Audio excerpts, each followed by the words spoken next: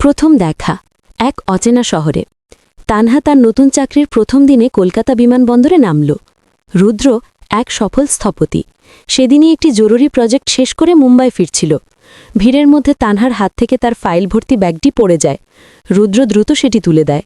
চোখাচোখি হতেই এক মুহূর্তের জন্য যেন সময় থমকে যায়। মৃদু হেসে রুদ্র জিজ্ঞেস করে, নতুন শহরে এসেছেন মনে হচ্ছে, সাবধানে থাকবেন। তানহা কেবল মাথা নেড়ে ধন্যবাদ জানায়। তাদের দুজনেরই মনে হয় যেন কোথাও কিছু একটা শুরু হলো, যা তারা কেউই ঠিক বুঝতে পারল না। তানহা যে আর্কিটেকচার ফার্মে যোগ দিয়েছে, রুদ্র সেখানে একটি বড় প্রজেক্টের কনসালটেন্ট। সপ্তাহখানেক পর এক মিটিংয়ে তারা আবার মুখোমুখি হয়। তানহা অবাক, রুদ্র খুশি। রুদ্র মুচকি হেসে বলে, আবার দেখা হবে জানতাম না মেস তানহা, সে উত্তর দেয়। রুদ্র নিজেকে পরিচয় দেয়। প্রজেক্টের কাজে তাদের প্রায় প্রতিদিন কথা বলতে হয়, একসাথে কাজ করতে হয়। কাজের ফাঁকে রুদ্র তানহার শান্ত স্বভাব আর প্রখর বুদ্ধিমত্তার প্রশংসা করে। এক সন্ধ্যায় প্রজেক্টের কাজ শেষে রুদ্র তানহাকে কফির প্রস্তাব দেয়। নিরিবিলি একটি ক্যাফেতে বসে তাদের মধ্যে হালকা আলাপ শুরু হয়। রুদ্র তার ছোটবেলার স্বপ্ন আর তানহা তার একাকী শহরে আসার কারণ ব্যাখ্যা করে। দুজনের মধ্যে একটি প্রতিশুদ্ধ বন্ধুত্ব গড়ে ওঠে। তানহা রুদ্রে পরিণত চিন্তার দায়িত্ববোধ দেখে মুগ্ধ হয়, আর রুদ্র তানহার ভেতরের সরলতার সাহসিকতা দেখে মুগ্ধ হয়। কয়েক সপ্তাহ পেরিয়ে যায়, তাদের বন্ধুত্ব আরও গভীর হয়। একসাথে লাঞ্চ করা, প্রজেক্টের জন্য নতুন নতুন আইডিয়া নিয়ে আলোচনা করা, এমনকি উইকেন্ডে কখনো কখনো একা হাঁটার অভ্যাস গড়ে ওঠে। একদিন সন্ধ্যায় যখন রুদ্র তানহাকে তার অ্যাপার্টমেন্টে পৌঁছে দিতে যায়, তখন হঠাৎ বৃষ্টি নামে। বৃষ্টিতে ভিজে যাওয়া দুজনের মধ্যে যেন এক নীরব আবেগ খেলা করে। রুদ্র প্রায় বলেই ফেলে তার মনের কথা, কিন্তু শেষ মুহূর্তে নিজেকে সামলে নেয়। তানহা সেই না বলা কথাটি অনুভব করে। রুদ্রের এক পুরনো বান্ধবী মীরা শহরে আসে। মীরা আর রুদ্র একসময় প্রেম করত, কিন্তু দূরত্ব আর ক্যারিয়ারের কারণে তাদের সম্পর্ক ভেঙে যায়। মীরাকে দেখে তানহা কিছুটা অস্বস্তি বোধ করে। একদিন রুদ্র আর মীরাকে হাসি খুশি গল্প করতে দেখে তানহা নিজেকে সরিয়ে নেয়।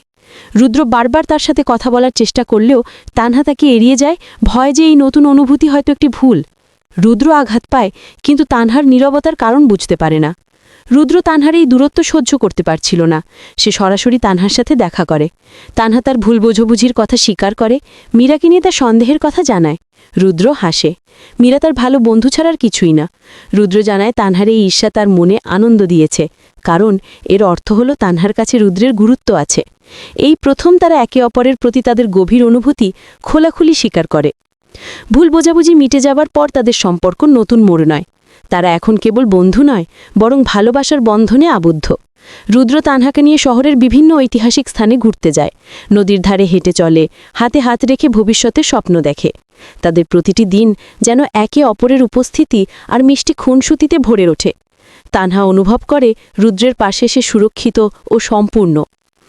তানহার আর্কিটেকচার ফার্ম তাকে বিদেশে একটি উচ্চতর প্রশিক্ষণের সুযোগ দেয়, যা তার কেরিয়ারের জন্য খুব গুরুত্বপূর্ণ।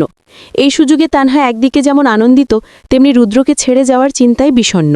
রুদ্রেরও মনে একটি মিশ্র অনুভূতি, তানহার সাফল্য কামনা, আবার দূরে থাকার বেদনা। তারা দুজনেই বুঝতে পারে সম্পর্ককে ধরে রাখতে গেলে দূরত্ব একটি কঠিন পরীক্ষা। তানহা রুদ্রকে জানায় সে সুযোগটি গ্রহণ করতে চায়। রুদ্র মন খারাপ করলেও তানহার স্বপ্ন পূরণের পথে বাধা হতে চায় না। তারা দুজনেই অঙ্গীকার করে যে তাদের ভালোবাসা দূরত্বের কারণে কমে যাবে না।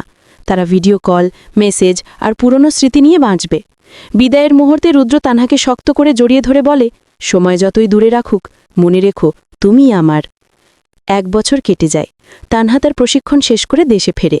রুদ্র বিমানবন্দরে অপেক্ষা করছিল, হাতে একগুচ্ছ লাল গোলাপ। তাদের দেখা হতেই সমস্ত দূরত্ব এক মুহূর্তে ঘুচে যায়। রুদ্র হাঁটু গেড়ে বসে তানহাকে বিয়ের প্রস্তাব দেয়। তানহা আবেগ আপ্লুত হয়ে হ্যাঁ বলে।